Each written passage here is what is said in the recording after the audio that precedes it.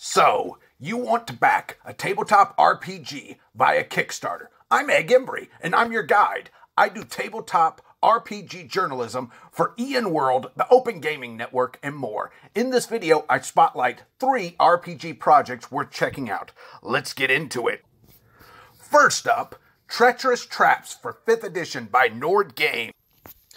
It ends Wednesday, January 23rd, 2019 at 12 a.m. Eastern Standard Time. This is a Dungeons & Dragons 5e fantasy RPG supplement. This book is the epitome of GM versus player.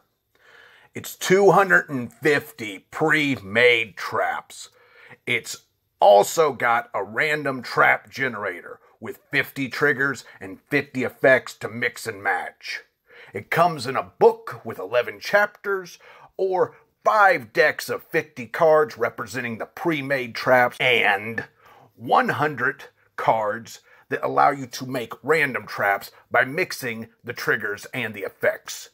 Nord Games is perhaps best known for Ultimate Bestiary, Revenge of the Horde. It's a really high-quality book. Very nice. I expect Treacherous Traps for 5th edition to be an amazingly nice book and a great set of cards. On the other hand, it's really for GMs. They're just like, man, let's put some more action into this and let's make it deadly. Why should you back this? Because you're a GM who lets the dice fall where they may, and you like having players roll up new characters. More in the links below. Next. They Came from Beneath the Sea by Onyx Path. It ends Thursday, January 24th, 2019 at 1 p.m. Eastern Standard Time. This is the RPG if you want to do B-monster movies from the 1950s.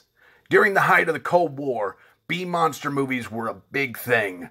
And so if you're wanting to take and bring that to your table with all sorts of kinda silly monsters and very silly narratives, then this is it for you. The GM is going to be known as the director. This is going to use Onyx Path Story Path system. It's similar to what you've experienced in Vampire the Masquerade and other World of Darkness systems. So it's going to be a handful of D10s. The book is expected to be 200 pages, 8.5 by 11 in hardcover. They're also doing 120 Quip and Cinematic cards. Those are in PDF. What these cards are one-liners that include an in-game power. So you're supposed to say something very cheesy, and then it's going to give you an action that you can do in the game. It's kind of cool. It's going to make everyone laugh if you pronounce it just right. There's also going to be a 3-panel They Came from Beneath the Sea director's screen with arts and charts. It'll look nice. So why should you back this? Because you're familiar with the World of Darkness system? Because you really always wanted to play out Ed Wood's film catalog? Or you're like me and just like everything that Onyx Path does? More in the links below. Finally, Between Sun and Shadow 2nd edition for Tiny Dungeon 2e by Blue Oxrat.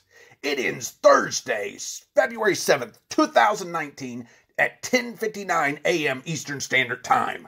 This is an officially licensed setting for Gallant Knight Games' Tiny Dungeon 2e. So what is Tiny Dungeon 2e? It's a minimalist fantasy role-playing game. Tiny D6 rule set, so we're going to use 1 to 3 D6 on every action. The better you are at something, the more D6. Characters can be written on a 3x5 note card. Really, this could be called Dungeons and Simplicity. It's fast, it's fun, it works. It's a sandbox-style campaign setting for Between Sun and Shadow. They're going to have advanced alchemy, clockwork technology, a new magic system. Even though it's not written, I'm hearing steampunk. The setting is Saran. Half the world is in perpetual daylight, the other half is in perpetual darkness. You can sort of see where that's going to be evocative. The book include, among other things, 20 creatures, 100 adventure hooks, a map of Saran by Gil Pierce, and more. So, the book itself is going to be 5.5 inches by 8.5 inches, and if everything gets unlocked, they're expecting 75 to 80 pages worth of content. If it doesn't, then they're going to go with 55 to 60 pages. So anywhere from 55 to 80 pages. Why should you back this? Gallant Knights' Alan Barr is involved. It's a simple system, it's fast play, it's an all-ages system, but best of all, if you want the PDF, it's a whopping $5. It's real cheap. I suggest trying it out. If you're interested in learning more about Tiny Dungeon 2e, I interviewed Alan Barr on the Tessera Guild, and there'll be a link for that below. Links to these crowdfunding projects are listed below. This is not every RPG crowdfunding project out there.